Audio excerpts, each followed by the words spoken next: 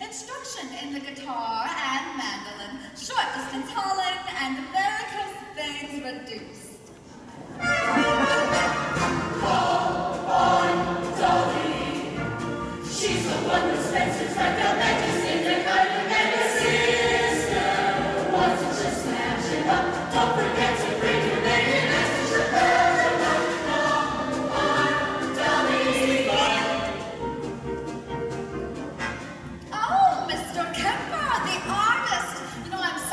Artist myself. I do those silhouettes with black paper and scissors. Here's one of Irene looking the other way. You see, I have to do them like that because I'm no good at noses.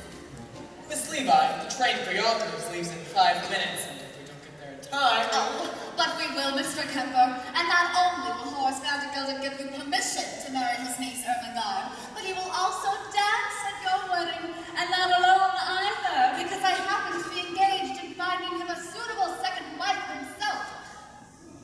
What he really wants is someone steady to clean the house. As my late husband, Ephraim Levi, always said, marriage is a bride. To make a housekeeper, I think she's a householder. I heard all about it, Miss Levi. Half of New York says he's going to propose to Miss Irene Lloyd this very afternoon. Which is exactly why I'm on my way to Yonkers this morning, Mr. Kemper. I can take on your case and knock off 4 lovebirds with 1 stone, or whatever I'll throw, I'll see. And what do you think of that? I have nothing here to pay my train fare with.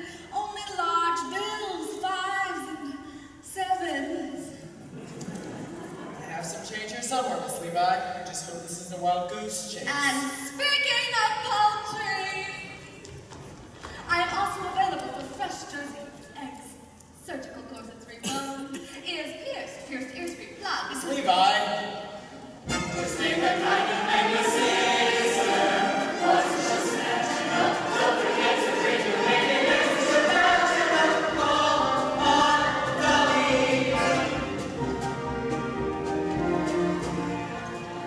So tell me, Miss Levi, what's in all this for you? A living, Mr. Kemper. Some people paint, some sew, and metal. I have always been a woman who arranges things for the pleasure and the profit it derives. I have always been a woman who arranges things like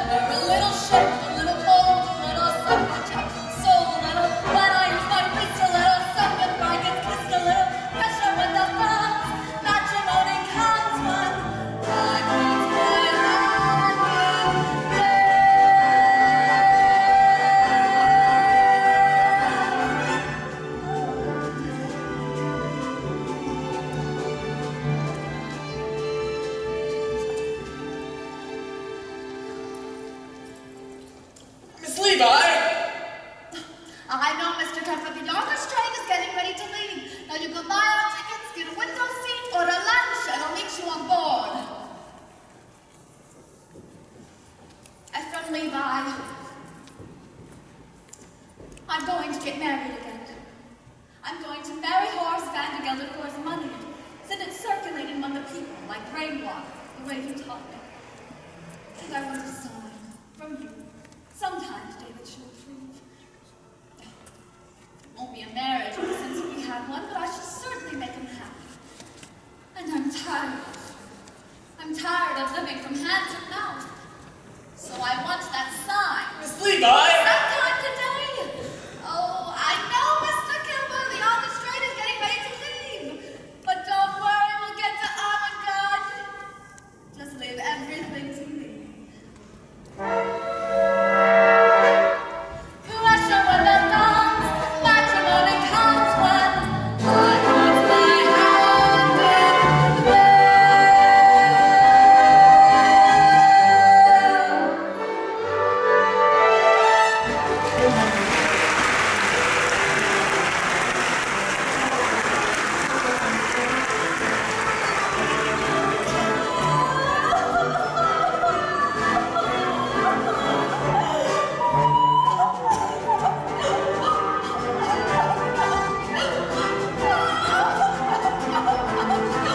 Damn! How can I be expected to play Yonkers, my Yonkers? Blow that got one in my ears. I can't help it, Uncle. I love Ambrose Kemper. And I say you're too young to love anybody. Here, take this. Oh, I'm not too young. I'm only 17. And in another year, I'll be an old maid. Well, I forbid it. Dare to call me there, regard. I'll cut you off without a cent.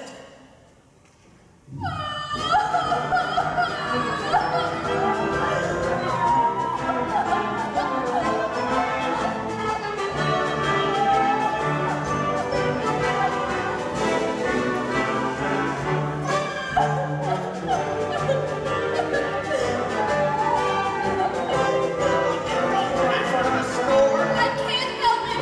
I'm unhappy. By thunder, you'll go and leave for a while in New York, where I won't be noticed. Now, go upstairs and start packing your trunk. Oh, and don't get any tears in the lock. It was just oil. Cornelius, Barnaby. And together? I did. I've got news for you both. Well, I'm going to New York this afternoon to march in the 14th Street Association Parade. And when I come back, you're going to have a mistress. I'm too young, Mr. Vandergilder. Not yours, hell and damnation. Mine. I mean, I'm getting married. And in honor of that occasion, I've decided to promote you, Cornelius, to Chief Clerk. And what am I now, Mr. Vandergilder? You're an impertinent fool, that's what you are. And I'm promoting you from impertinent fool to Chief Clerk. Any more questions? Yes. What? Well, does the chief clerk get at least one evening off a week? So, that's how you thank me for your promotion, is it?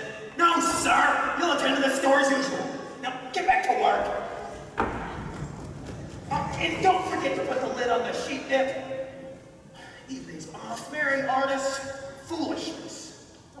99% of the people in this world are fools, and well, the rest of us are in great danger of contamination. Now, even I was once young, which was foolish, and I got married, which was foolish, and, well, and I was poor, which was more foolish than anything else. And my wife died, which was foolish of her. I grew older, which was sensible of me, and became rich and friendless and mean, which in Yonkers, about as far as we go. Oh, I know what you're wondering now. Why a man of so much good sense would be planning anything as foolish as getting married again? The answer is simple. This house without a woman would be an empty shell, and pretty dirty too. It takes a woman on Powell to joyously clean out the drain of the sink, and it takes an angel with long golden lashes and saucers and fingers for dumping the ashes. Yes, it takes a woman, a dainty woman, a sweetheart, a mistress, a wife. Oh, yes, it takes a woman, a fragile woman, to bring you the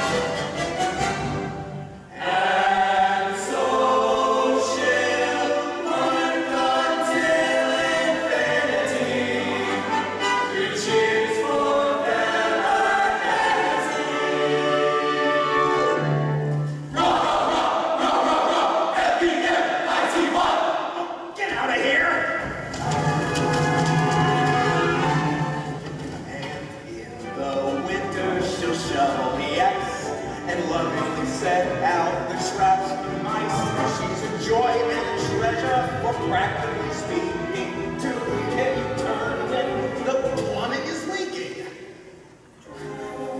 That dainty woman, that fragile woman, that sweetheart, that mistress, that wife. Yes, it takes a woman, A husky woman, to bring you the sweet things in life. Oh yes, it takes a woman, a dainty woman, a sweetheart, a mistress, a wife. Oh yes, it takes a woman, a fragile woman, to bring you the sweet things in life.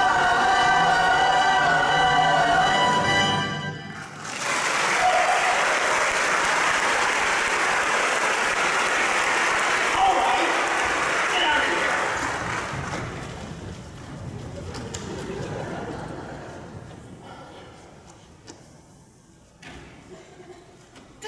Congratulations! Congratulations! 1,000 congratulations! What? Congratulations, Mr. Vandergelder. All New York is buzzing with the news that you practically proposed to Irene. The streets are lined with eligible young ladies prostrate with grief. All my congratulations and sympathies. Did I say that? A slip of the tongue, that's all. No. I'm delighted with the happy news. After all, she wasn't easy to unload. By that I mean, you know what people said. Although I, for one, never believed the rumors. No, I didn't. Rumors? What rumors? Well, nothing to get upset about. According to all known facts, her first husband passed on quite naturally. It's just that he was so sudden. A few spoonfuls of chowder she made special for him one night and he just poof. But it could have happened to anyone. No, there's no truth in it. Just one word of advice, Mr. Vandergelder. Eat out. Now hold on, Dolly. You mean to say that Mrs. Malloy... I mean to say nothing, Mr. Vandergelder. Just friendly advice. Keep away from the chowder. Oh, and she's ordered her wedding gown. Beautiful, you should see it. Black. Well, as I said before, congratulations on your forthcoming nuptials, and may you rest in. I mean, may guardian angels watch over you both, particularly at dinner. Now look here, Dolly. You introduced me to Mrs. Malloy. Rumors or not, I intend calling on her this afternoon, as arranged. Very well. Then I suppose there's nothing more for me to do but go back to New York and tell the other girl, the heiress, not to wait. What did you say? Nothing, a word, heiress. Particulars, Miss Levi. I demand particulars. Her name. Her name? Money. Ernestina Money. Oh, what a lovely, lovely name. Picture, if you will, hair as shiny as a newly minted dime, eyes as big round as silver dollars, skin as soft and mossy as an old greenback. I can feel her now. Age 19, weight 102, waist 47. Waist 47? That's with the money belt. No. I can arrange for you to meet Miss Ernestina this very afternoon. Ain't got time, Miss Levi. I gotta take my niece Irene out to New York this afternoon until she forgets a certain Ambrose Kemper. Oh. Well, I can do that for you, Mr. Vandergelder. I don't just kind of handle such things. Well, then I'm marching in the 14th Street Parade. What an amazing coincidence! Guess who's been chosen to ride on the main float, the spirit of 14th Street? Miss Money. Her mother was a cash, you know. All right, Miss Levi. I'll be there. I still intend paying a call on Mrs. Malloy first. What races you make me run? Very well, Mr. Vandergelder. I'll meet you outside of Mrs. Moy's hat shop at 2:30 as usual. One more thing, Dolly. Suppose I decide to get to Mrs. Malloy and I don't like this money either. Well, then, I have another name on my list, Mr. Vandergelder. A name I know as well as my own. But we won't go into that right now. We'll come upon a good time. Don't you worry about that. Oh, but wait until you see Ernestina, Horace. A vision. A dream. It takes a woman all powdered and pink to joyously clean out the drain in the sink. And it takes an angel with long golden lashes and soft hairs and fingers for dumping the ashes. Yes, it takes a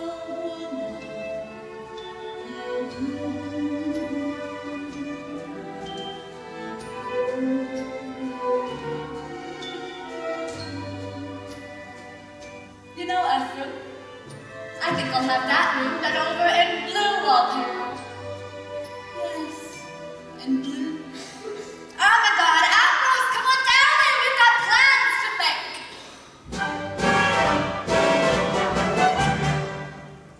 Chief clerk. Promoted from chief clerk to chief clerk.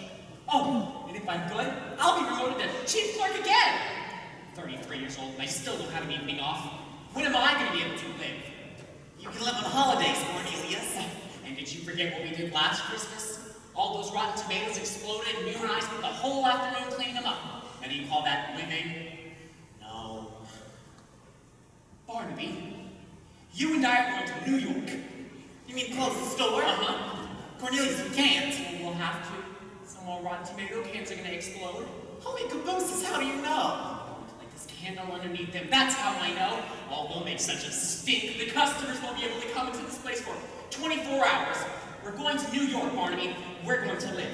We're going to be in danger. We're going to have a good meal. And we're going to get arrested. Oh, holy cabooses. And one more thing. We're not coming back to Yonkers. We need to kiss the girl. Cornelius, you can't do that. You don't know any girls. I'm 33 years old. I gotta begin sometime. I'm only 17. It's not so urgent for me. New York, Barnaby. Elevated trains. The lights of Broadway.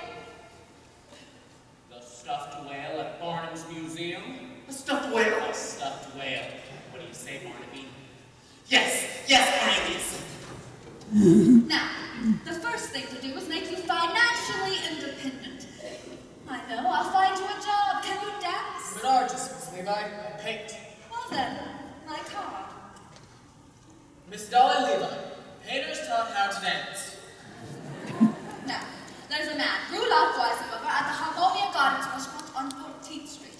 We'll see if we can't have you both entered into the poker contest tonight. The prize is a week's engagement and a solid gold cup. Oh, the cups we won, Ephraim and me. No fiancé of mine is going to set foot in a cafe. And I don't mind saying I'm surprised we have acquaintances in places like that. Not acquaintances, Mr. Kemper, friends. Dear friends from days gone by. My late husband, Ephraim Levi, believed in life and any place you could find it. Cafes, ballrooms, yes, even theaters. Why, even when times were bad, every Saturday night like clockwork, down those steps at the Harmonia Gardens restaurant we came, Ephraim and me. It's all very well to go down like clockwork, Miss Levi, but you're asking Ermengarde to work there. It's the only way we can show Horace together we mean business. Now you go to the Harmonia Gardens restaurant and tell them Mrs. Levi sent you. And incidentally say that Dolly's coming back. And I want a table for two. And a chicken for 8 o'clock tonight. The bottom row looks all right, Cornelius. Now, hold the candle underneath the top ones. Not too close. They look like they're swollen up like they're ready to burst. Holy cabooses, I can smell them up here. Let's get dressed, Barnaby. We're going to New York.